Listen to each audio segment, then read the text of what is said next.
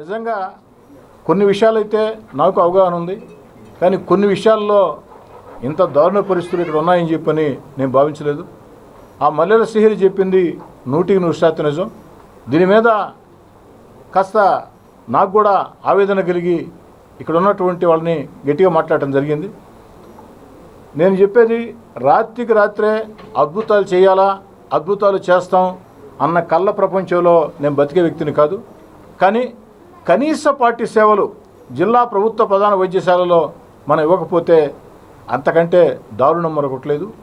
ఒక పక్క రాష్ట్ర ముఖ్యమంత్రి నారా చంద్రబాబు నాయుడు గారు, ఉప ముఖ్యమంత్రి పవన్ కళ్యాణ్ గారు, యువనేత నారా లోకేష్ గారు, వైద్య శాఖ మంత్రి సత్యకుమార్ యాదవ్ గారు, వీరందరూ కూడా ఈ యొక్క హాస్పిటల్స్లో వస్తువుల మెరుగుదల కోసం, సేవల మెరుగుదల కోసం ప్రత్యేక చొరవ చూపుతుంటే జిల్లా కేంద్రంలో ఉన్నటువంటి ఈ ప్రభుత్వ ప్రధాన వైద్యశాలలో ఇన్ని లోపాల, కనీసం మెను బ్రేక్ఫాస్ట్ మెను కూడా పాటించలేని పరిస్థితి.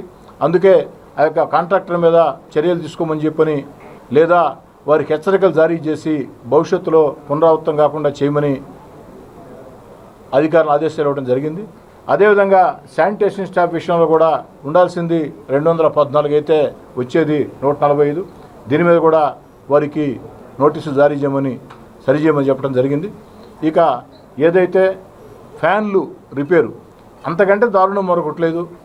మీకు ఏదైనా సమస్య ఉంటే స్థానిక ఎమ్మెల్యేగా నేనున్నా, పార్లమెంట్ సభ్యులుగా వేమిరెడ్డి ప్రభాకర్ రెడ్డి గారు ఉన్నారు, జిల్లా కలెక్టర్ గారు ఉన్నారు, మంచి కలెక్టర్ గారు, మీరు తీసుకురావచ్చు.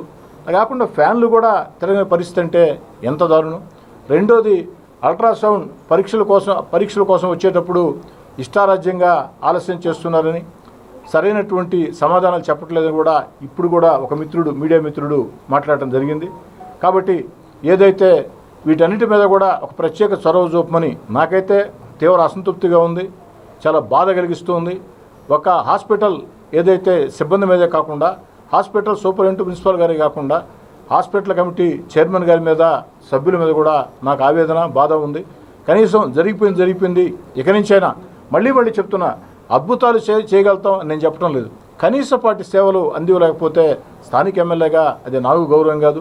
హాస్పిటల్ కమిటీ చైర్మన్గా, సభ్యులుగా, సూపరింటెండెంట్గా, ఆల్ హెచ్ఓడీలుగా, ప్రిన్సిపాల్గా మీకు గౌరవం కాదు. వీటిని సరిచేయండి.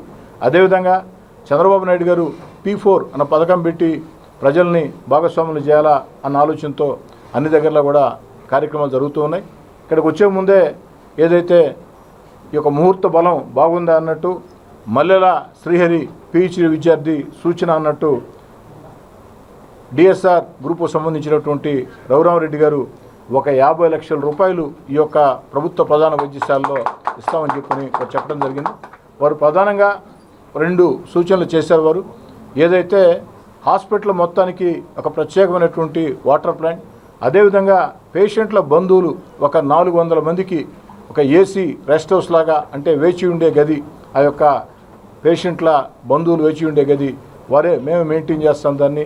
ఎందుకంటే పెట్టడం ఇంపార్టెంట్ కాదు, పెట్టిన తర్వాత మెయింటెనెన్స్ కూడా ఇంపార్టెంట్. అదే మాట వాళ్ళని అడిగాను, మేమే మెయింటైన్ చేస్తామని చెప్పడం జరిగింది. ఇంకా కూడా ఏదైనా వారి వైపు నుంచి సేవలు అందించేదానికి నేను ప్రయత్నం చేస్తాను. మీకు అందరికీ నేను కోరుకునేది ఏంటంటే, మీరే కూర్చోండి, సూపరింటెండెంట్ గారు, ప్రిన్సిపల్ గారు, all HODs, hospital committee chairman గారు, సభ్యులు అందరూ కూర్చొని ఒక సమగ్ర ప్రణాళిక తయారు చేయండి.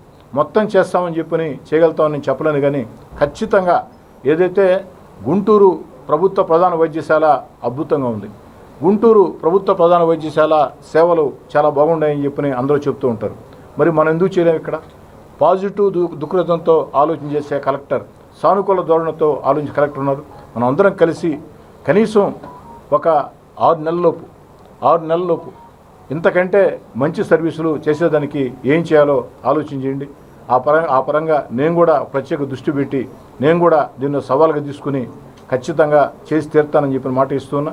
అదేవిధంగా మల్లెల శ్రీహరి లాంటి విద్యార్థుల్ని అభినందిస్తూ, ఇంకా కూడా నెల్లూరు రూరల్ నియోజకవర్గంలో ఉండే యువత, ఏదైతే ఉద్యోగస్తులు, అందరికీ నేను మనవి చేసేది ఒకటే, ముఖ్యంగా యువతకి మనవి చేసేది ఒకటే, మీలో ప్రశ్నించే తత్వం రావాలి, మీలో ప్రశ్నించే తత్వం పెరగాలి, మీలో ఏదైతే నిలదీసే తత్వం రావాలి, ఉద్యమించే తత్వం రావాలి.